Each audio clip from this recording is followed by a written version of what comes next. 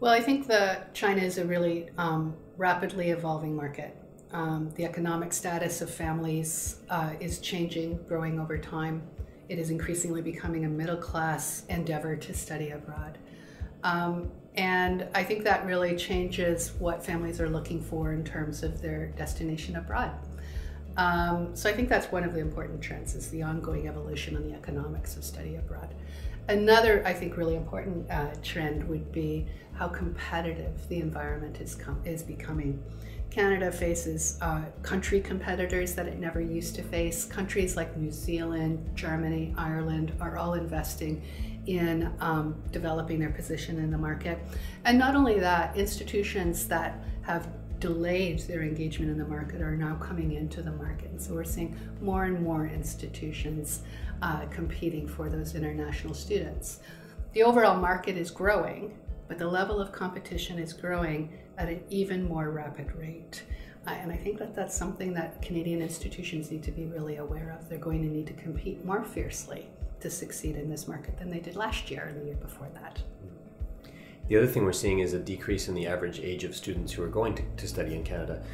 For the last number of years, the quickest growing sector has been for high schools, not for post-secondary, although there is growth in the post-secondary market as well, which is telling of the fact that Chinese families now have more resources to send a family member abroad at a younger age and have them spend a longer time in Canada. I think the final thing to mention here too is also that while historically this has been primarily a market where the students are interested in studying business and engineering, that we're seeing that become more diverse.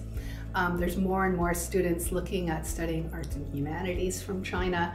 And even within the business area in particular, students are becoming much more selective. A general business program doesn't compete in China nearly as well as it did 5 years ago.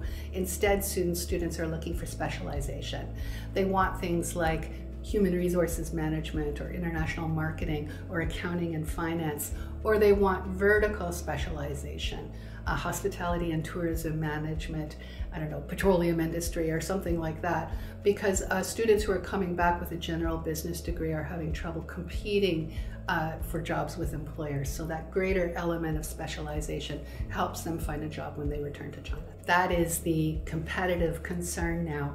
What are the options after graduation? It's not so much the experience of studying at a Canadian institution that students and families are evaluating, but rather the outcome of studying at a Canadian institution that matters so much to families, and employment is by far the most important factor for them. And that's a new area of competition as well, things that institutions are doing in order to help those students prepare to get work, get job experience, paid internships, post-graduation placement. All of those are the sort of the new domain, the new frontier for competition.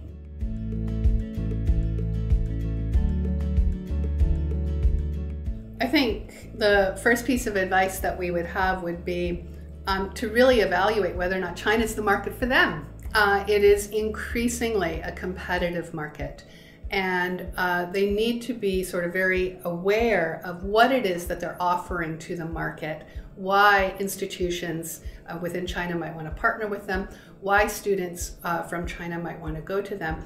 And that strategy, that understanding of what it is that they have to offer and how to position that effectively and competitively within the market is very important. Second, I think it's very important that those institutions get advice from the trade section at the Canadian Embassy, from third-party providers such as Grok, in order to evaluate what the market strategy should be. So that they're not coming into the market and wasting both time and considerable money sort of addressing the market in an inefficient way. Yeah, I think it can be a reputational risk to come to the market unprepared and go around, for example, and visit agents for the first time and not have a lot to show them or to explain to them or tell them or present to them in the way of brochures or marketing materials and that kind of thing, and then to go away and leave somebody with the impression that you're not quite ready for this would be a mistake. I think the other thing that a newcomer should be aware of is the time to return on investment within the market. It is not a get-rich-quick kind of market, and it's very important that institutions, when the leadership of the international office are setting expectations with the senior leadership at the institution, that they're being realistic about what China has to offer them. Institutions who engage in China often take 3 years or more before they start seeing a real ramp, a real sort of level of traction within the market. And everybody in that institution is best served by being prepared to invest over time when they do decide to engage in the market.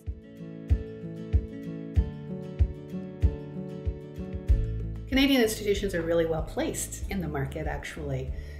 Canada is an extremely welcoming country. Right now, we're seeing major market participants such as the UK who are having real challenges in the market in terms of the degree to which they are welcoming international students, and that plays very well to the Canadian brand. So I think that Canada has a lot to offer international students, and I think that's good. But there are new market entrants like New Zealand, like Ireland, like Germany that are doing a very good job. And so Canada is facing new competitors in the market, new challengers in the market. I think another one of the challenges is the fact that the first tier cities have become very exhausted in terms of the number of visitors they get.